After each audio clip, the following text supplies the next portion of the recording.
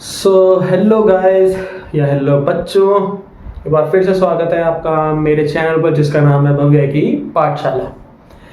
और ये जो लेक्चर होने वाला है ये होने वाला है क्लास 9th के लिए लेक्चर नंबर 2। किसका? चैप्टर नंबर 1 का, नंबर सिस्टम का।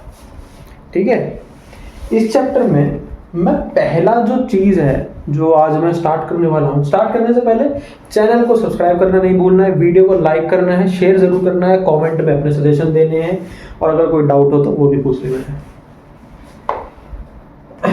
पहली चीज मैं स्टार्ट करने वाला हूँ इस चैप्टर के अंदर, मतलब सॉरी सेकंड लेक्चर के अंदर, उसमें मैं एक डिफरेंस बताना चाहता हूँ आप लोगों को। पूछोगे सर डिफरेंस इस चीज में? डिफरेंस देखो, जैसे हमने लिखा पाई,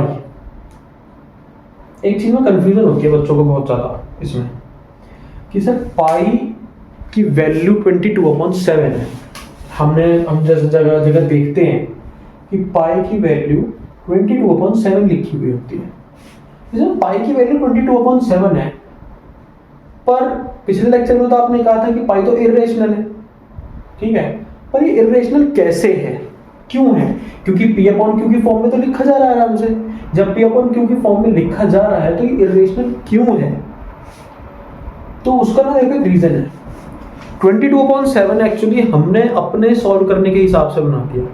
ठीक है, कि पाई की वैल्यू 22/7 ले लेते हैं और 22/7 को हम मतलब जब सॉल्व करते हैं, जैसे जब आगे सरफेस एरिया एंड वॉल्यूम के जब क्वेश्चंस आते हैं वहां पे भी, या पेरीमीटर एंड एरिया, वहां जब पाई की वैल्यू ली जाती है ना, सर्कल के एरिया में पाई आर स्क्वायर होता है, जैसे जब वहां पे ली जाती है तो पाई की वैल्यू 22/7 ले लेते हैं आसान के लिए। बस वो किस लिए? सिर्फ आसानी के लिए, जिससे कि सॉल्व जो है वो आसानी से हो जाए। पर एक्चुअल वैल्यू 22/7 नहीं होती है, ये समझना पड़ेगा हमें। एक्चुअल वैल्यू पाई की 22/7 नहीं होती है। एक्चुअल वैल्यू पाई की क्या होती है?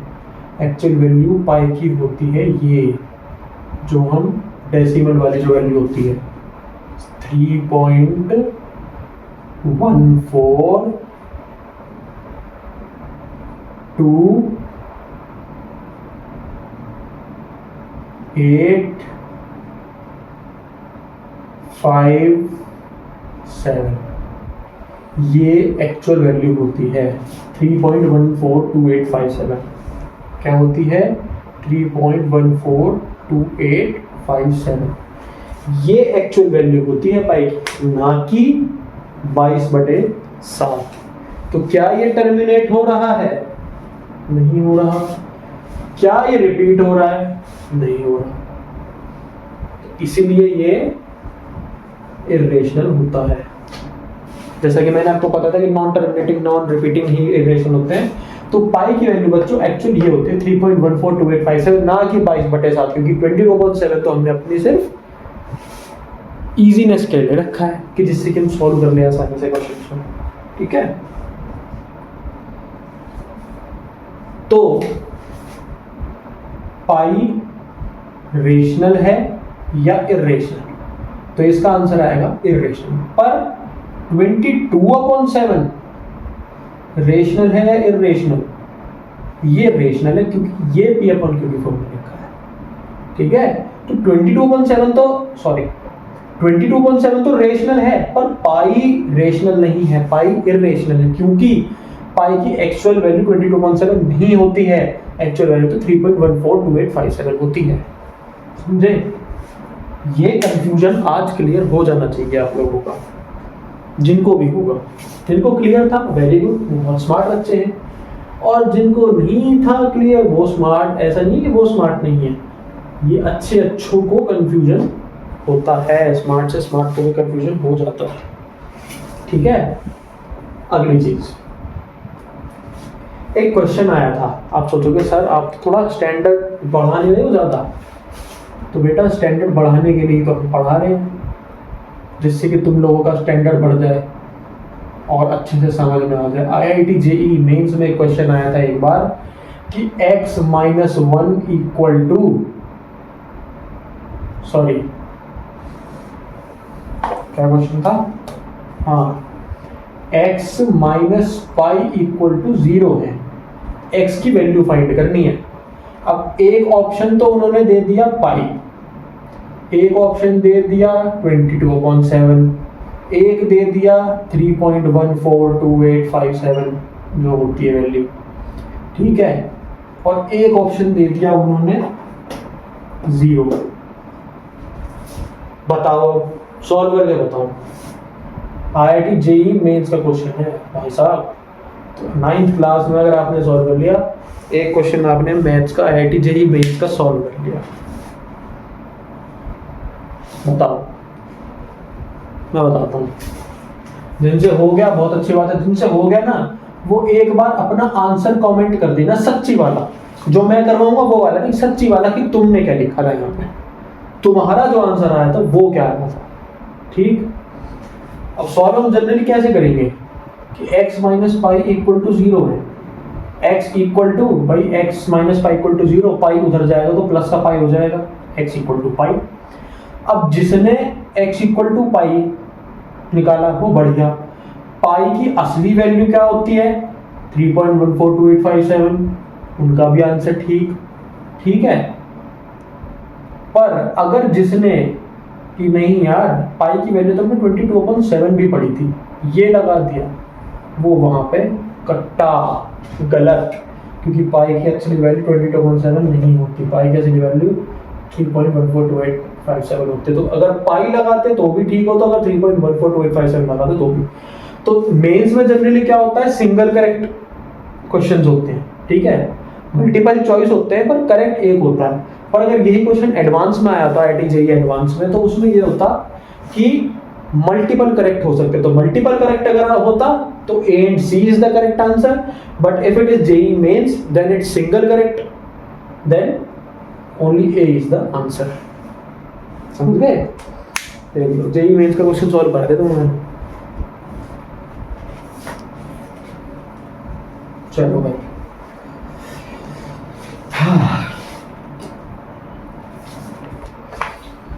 अब हमारा जो अगले हैं वो देखो, ट्रू और फॉल्स है, ठीक, ट्रू और false.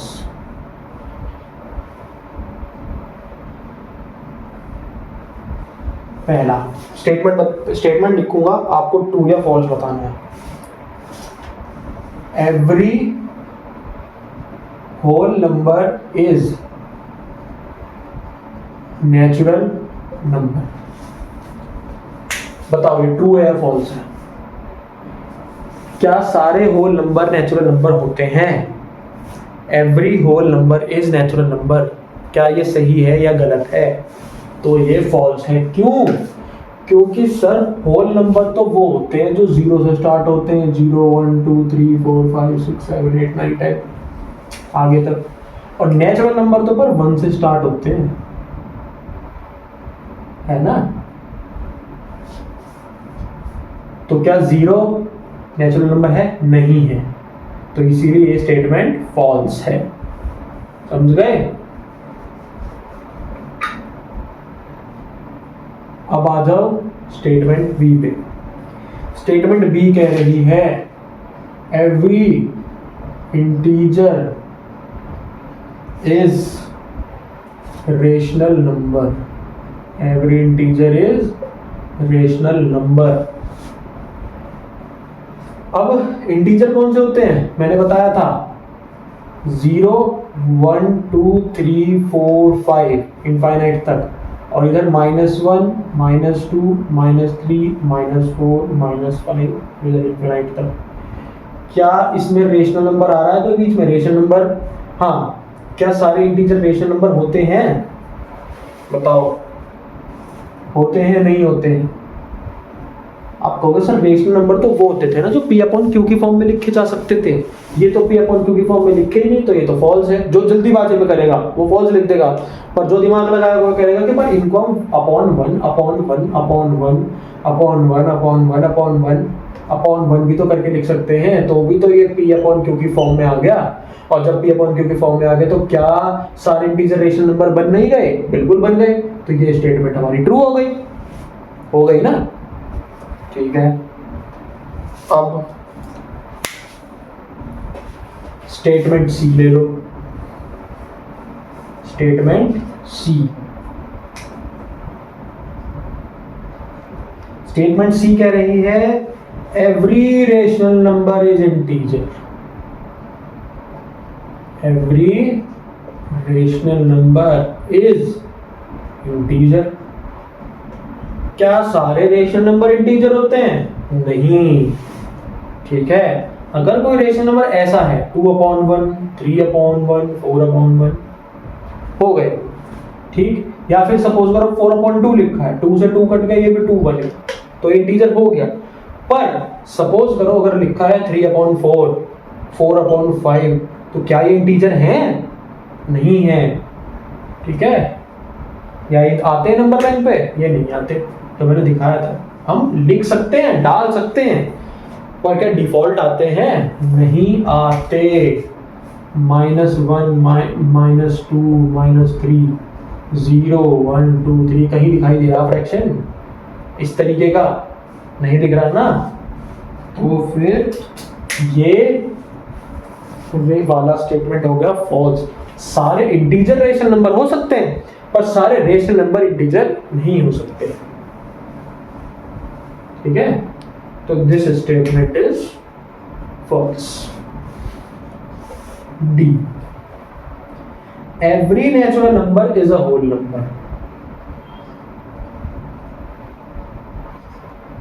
Every natural number is whole number. ये बताओ, अब नेचुरल नंबर होते हैं 1, 2, 3, 4, 5 और होल नंबर होते हैं 0, 1, 2, 3, 4, 5। तो क्या सारे 1, 2, 3, 4, 5 इसमें आ रहे हैं? बिल्कुल आ रहे हैं सर, 1, 2, 3, 4, 5 ये देखो। तो सारे नेचुरल नंबर होल नंबर हो सकते हैं। सारे होल नंबर नेचुरल नंबर नहीं होते, जिसका फॉल्स आया था, पर सारे नेचुरल नंबर होल नंबर होते हैं। तो दिस स्टेटमेंट इज ट्रू, ठीक है। उम्मीद करता हूं समझ में आ रहा होगा सबको बढ़िया। जिनको नहीं समझ में आ रहा है वो कमेंट में लिख देंगे। और पहले लेक्चर में हमने अपना व्हाट्सएप नंबर दिया था जब 6th क्लास का स्टार्ट हुआ था सिलेबस, उन पे आप उनको मैसेज कर सकते हैं।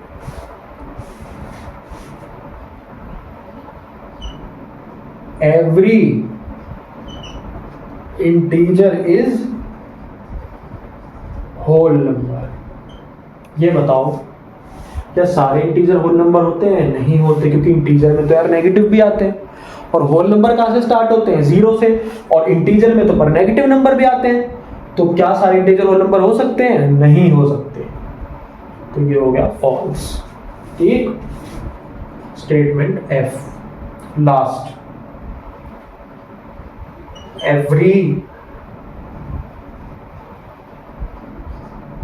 Rational number is whole number. ये स्टेटमेंट भी आएगी फॉल्स, समझे। ऐसे रेशनल नंबर जो पूरे कट जाएं, और पूरे कटने के बाद सपोज आंसर ऐसा आ रहा है 2, 3, 4, 5, 6, 7, 8, 9, 10, या 1, 2, 3, 4, 5, 6, 7, 8, 9, 10, 11, 12, 13 तक इस तरीके का आ रहा है सिंपल नंबर, तो वो ठीक है। पर अगर जो फ्रैक्शन में लिखा है और कट ही नहीं रहा है, अपन जैसे अभी मैंने ऊपर दिखाया था 3/5 लिखा है, 2/5 लिखा है, 4/10 लिखा है, 4/10 को भी देखोगे तो यानी जब न्यूमरेटर ज्यादा है, सॉरी जब न्यूमरेटर छोटा है ऊपर, डिनोमिनेटर बड़ा है, अगर वो वाले रेशनल नंबर लिखे हैं तो वो तो भाई होल नंबर हो ही नहीं सकते, ठीक है।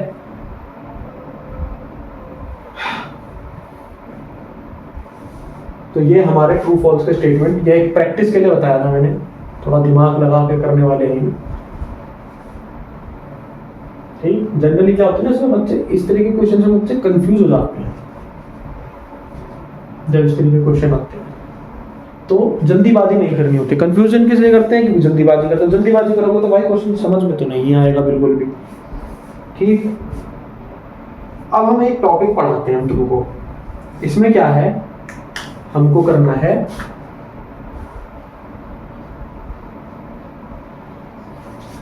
Inserting rational number between 2 rational numbers. ठीक है, 2 रेशनल नंबर दे दिए, उनके बीच में रेशनल नंबर हमको डालना है। कैसे डालेंगे? अब उसका एक फॉर्मूला होता है, सिंपल सा कॉन्सेप्ट समझो, याद कर लो। फॉर्मूला है, जब दो रेशनल नंबर के बीच में हमको सिर्फ एक रेशनल नंबर डालना हो, समझ में आओ, समझो इसको। जब 2 रेशनल नंबर के बीच में हमको एक रेशनल नंबर डालना हो तो उसका फॉर्मूला होता है a + b/2। जैसे अगर हमको 1 दे दिया 2, 1 दे दिया 4, अब उन्होंने कहा भाई 2 और 4 के बीच में एक रेशनल नंबर खोज के दिखाओ, तो a क्या है 2, b क्या है 4, 2 + 4 6/2, और ये कट गया, आ गया 3। 3 इज द आंसर। 3 आ गया जी यहाँ बीच में हमारा आंसर। समझ गए? अब ये तो था कि सर एक रेशनल नंबर तो डाल दिया हमने 2 के बीच में, पर अगर मल्टीपल आ जाए उसे कैसे करेंगे? उसका भी हमारे पास सॉल्यूशन है। बे सॉल्यूशन के नहीं आते हैं बिल्कुल भी।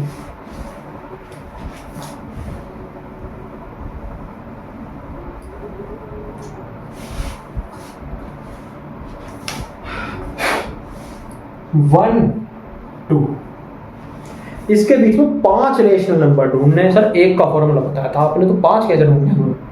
ये तो दिक्कत हो जाएगी। दिक्कत कुछ नहीं होगी, बहुत आसान है। देखो 1 और 2 के बीच में एक तो पहले खोज ही लेती हूँ। फॉर्मूला बताया था हमने आपको a + b/2, तो 1 + 2/2 क्या होगा 3/2। तो 1 3/2 और 2 यह आ गया। अब मुझे 4 और निकालने हैं। ठीक है, मुझे 4 और निकालने हैं। 4 और निकालने के लिए हम क्या करेंगे? लाइन खींच देंगे, मतलब रफ वर्क के लिए। ठीक है,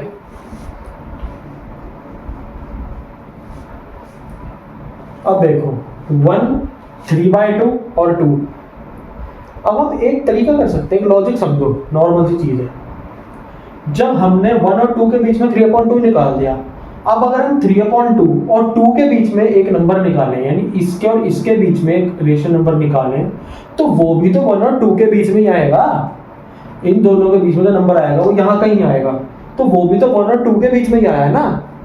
तो ऐसे समझो इसको, तो 3/2 और 2, तो यानी a + b/2 का फॉर्मूला लगाओ। a हो गया अब हमारा 3/2, b हो गया हमारा 2/2, ये आ गया हमारा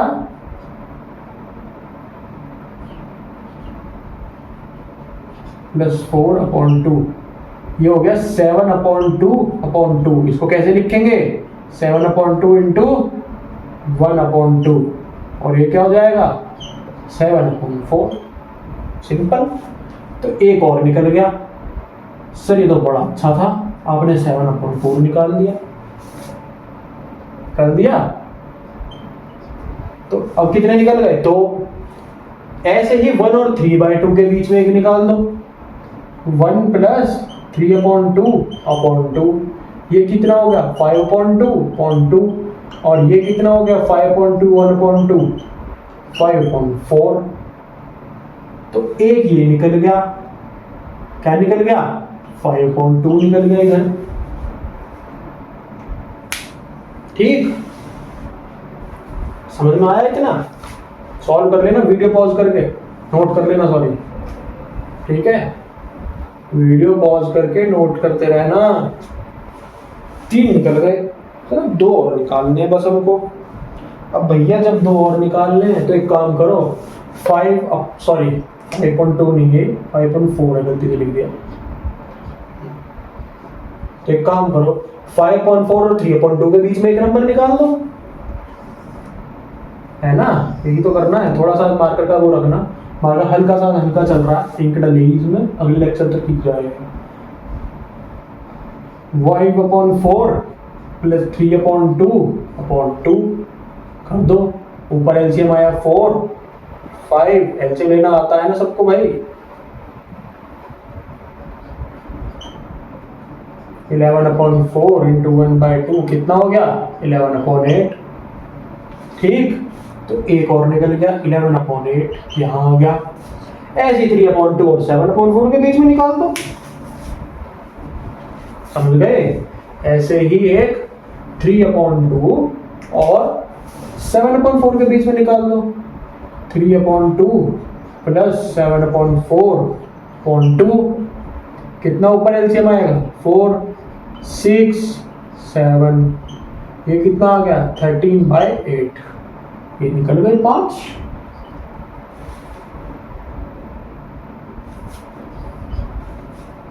ठीक है, ये हो गए आपके 5 आंसर। आया समझ में?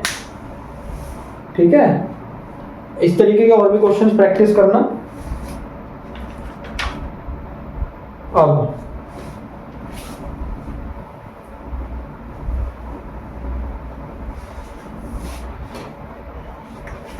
हम थोड़ा आसान क्वेश्चन लेते हैं। जैसे लिखा है 22/10 और एक लिखा है 31/10। 22/10 और 13/10, 31/10 सॉरी। इसका सॉल्यूशन क्या होगा? सिंपल है, नीचे के बेस तो सेम ही है, अलग तो है ही नहीं, है ना? नीचे के बेस तो सेम ही है, तो 22 और 31 के बीच में 6 निकालने को बोले, कोई भी 6 निकाल दो। 22 और 31 के बीच में काउंट कर लो, नीचे के सब बेस सेम ही है सबका। तो 23/10 आ जाएगा, फिर 24/10 आ जाएगा, फिर 25/10 आ जाएगा, फिर 26/10 आएगा, फिर 27/10 आएगा, 28/10 आएगा, 29/10 आएगा, ऐसे ही 30/10 आएगा। 1 2 3 4 5 6 7 8। आपने सर 6 निकालने को थे, आपने 8 निकाल दिए। अरे भाई कोई से भी 6 चुन लो, हो गए। ठीक है, तो ये था कि जब नीचे का डिनोमिनेटर सेम हो। अब एक क्वेश्चन करते हैं, फंसा देते हैं थोड़ा सा ना तुमको, फंसे नहीं हो बहुत दिन से। ज़्यादा आसान क्वेश्चन मिल रहे तुम्हें करने को, थोड़ा फंसाने वाले क्वेश्चन कराता हूँ। एक क्वेश्चन है 20/10 60/20, 15 जिन्हें है 15। सर अभी तक आपने 1 का बता दिया, 5 का बता दिया, ठीक है, आपने 6 का भी क्वेश्चन करा दिया, 15 कहाँ से निकाले? और ऐसे कैसे निकल जाएंगे? दोनों का बेस भी, डिनोमिनेटर भी अलग है, न्यूमरेटर भी अलग है, कैसे निकालेंगे? पहले ना इसे सॉल्व करने की कोशिश करना, देखते हैं कौन करेगा। ठीक है, और आंसर लिख देना कमेंट में। ठीक, पहले सॉल्व करने की कोशिश करना, उसके बाद फिर सॉल्यूशन देखना जो मैं करवाऊंगा। वीडियो पॉज कर देना यहीं पे, और सॉल्व करने के पहले खुद से कोशिश करना। जब ना हो तो यहाँ देखना, हो जाए तो आंसर मैच कर लेना बस। ठीक है, सॉल्व करते हैं इसमें। हमें क्या करना है, मेन चीज हमको ध्यान देनी है इस तरह के क्वेश्चन में कि हमको नीचे का बेस सेम करना है। नीचे का यानी जो डिनोमिनेटर होता है, हमको डिनोमिनेटर सेम करना है। इधर 20 है तो यहाँ भी 20 करना है। उसके लिए हम क्या करते हैं, जो फ्रैक्शन होता है ऊपर नीचे हम मल्टीप्लाई कर देते हैं। किसकी? अब 10 को अगर हमें 20 बनाना है तो कितने से मल्टीप्लाई करनी पड़ेगी? 2 से। समझ गए? 10 को 20 बनाना है तो कितने से मल्टीप्लाई करनी पड़ेगी? 2 से। तो यहाँ भी 2, यहाँ भी 2, कितना बन गया ये? 40/20। सर आ गए अब तो मजे। ये 40/20 बन गया, ये 60/20 बन गया। अब इनके बीच में 15 कितने ही रख दो, 41/20, 42/20, 43/20, टोटल 19 है। ठीक है, टोटल 19 है। 19 में से 15 कोई से भी छान लो। 41/20, 42/20 और 59/20 तक आ जाएंगे। धीरे धीरे 59/20 तक आ जाएंगे। ठीक है, समझ गए? जिनका यही था बहुत बढ़िया, और जिनको नहीं समझना है कोई बात नहीं, हमने समझा ही दिया बस।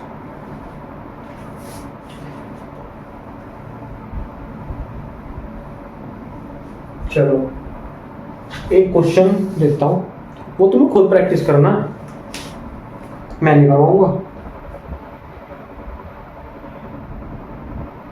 या एक क्वेश्चन और, हाँ ये प्रैक्टिस करनी है तुम्हें खुद से। 2 and 3,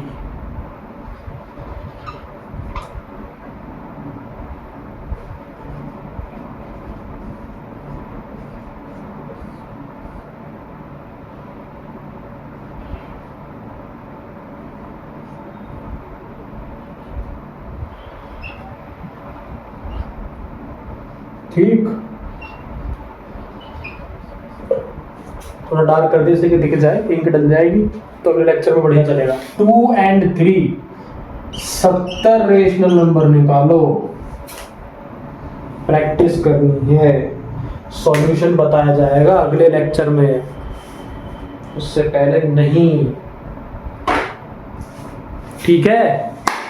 2 and 3 के बीच में 70 रेशनल नंबर यानी 70 रेशनल नंबर्स आपको खोजने हैं। आप खोज लो, आंसर कमेंट में लिख देना, ठीक है। जिसके भी आंसर ठीक होंगे, ठीक है, उसको जो है मैं 100 में से 100 नंबर दूंगा कमेंट में, ठीक है। चॉकलेट वॉकलेट नहीं भाई, अब चॉकलेट क्या अंदर मोबाइल में थोड़ी ठूस के दूंगा। जिसका सॉल्व हो गया वो अपने आप मान लेना 100 में से 100 नंबर है। ये चैप्टर की पहली एक्सरसाइज यानी 1.1 एक्सरसाइज तुमको बहुत अच्छी तरीके से समझ में आ गई, ये समझ लेना। 1.1 में तुम्हारे 100 में से 100 नंबर पक्के, ओके। और एक चीज और बता रहा हूँ, मैं टेस्ट भी लेता हूँ, समझे। जिन लोगों को सॉल्यूशन, जो लोग मेरा वीडियो देख रहे हैं, हम टेस्ट भी लेते हैं, ओके, हम टेस्ट भी लेते हैं। मेरा इंस्टाग्राम पेज फॉलो कर लो, इंस्टाग्राम पे भी हमारा नाम है भव्य की पाठशाला, और खोलो और इंस्टाग्राम पे भी हमें फॉलो कर लो। रील्स उस पर हमसे डाला करेंगी, और रील्स भी अगर नहीं डली तो ये क्वेश्चंस, प्रैक्टिस क्वेश्चंस या नोट्स वगैरह कभी भी हम डाल सकते हैं, तो फॉलो करके रख लो, जब डलेंगे आपको दिखती रहेंगी, ठीक है। पर उससे पहले चैनल जरूर सब्सक्राइब कर लेना मेरा, वीडियो को शेयर करना, लाइक करना है, कमेंट करके ज़रूर बताना आपको लेक्चर कैसे लग रहे हैं। और उसके बाद जो है फिर अगर आपको कोई सजेशन देना हो भी आप कमेंट में दे सकते हैं। नंबर हमने पहले लेक्चर में बता दिया था, आप देखोगे 6th क्लास का जो चैप्टर 1 पढ़ाया जा रहा है ना, उसका जो पहला लेक्चर है उसमें मैंने नंबर दिया है। थोड़ी सी मेहनत तो आपको भी करनी पड़ेगी, ठीक है। तो 2 और 3 के बीच में 70 रेशनल नंबर्स खोज के लाओ, और जिन्होंने कर दिया एक्सरसाइज 1.1 100 में से 100 नंबर पक्के उसके, ठीक है। तो मिलते हैं नेक्स्ट लेक्चर में, जहां पे हम एक्सरसाइज सॉल्व नहीं करेंगे। एक्सरसाइज क्योंकि एक्सरसाइज 1.1 में सिर्फ 3 से 4 क्वेश्चन हैं। अगर कोई क्वेश्चन आपको समझ नहीं आ रहा है तो वो आप मेरे को कमेंट में डालोगे, सर मेरे को ना ये क्वेश्चन नहीं समझ में आ रहा है, क्योंकि 3 या 4 क्वेश्चन है। एक क्वेश्चन तो ऐसा है कि ये इरेशनल नंबर है या नहीं है, ठीक है। फिर आपको ऐसे ही एक क्वेश्चन है रेशनल नंबर इंसर्ट करने, तो वो प्रैक्टिस के लिए, समझ गए। क्योंकि 3 या 4 क्वेश्चन है, वो भी अगर मैं ही करा दूंगा तो आपको प्रैक्टिस क्या होगी। एक क्वेश्चन ये करना है प्रैक्टिस में, और एक्सरसाइज 1.1 आपको प्रैक्टिस में करनी है। तो मिलते हैं अगले लेक्चर में, जहां पे हम एक्सरसाइज 1.2 के कॉन्सेप्ट पढ़ेंगे, और 1.2 हम जरूर कर लेंगे, 1.1 नहीं, 1.2 हम जरूर करवाएंगे आपको। उसके कॉन्सेप्ट हम स्टार्ट करेंगे अगले लेक्चर में। तब तक के लिए टाटा, बाय बाय और नमस्कार।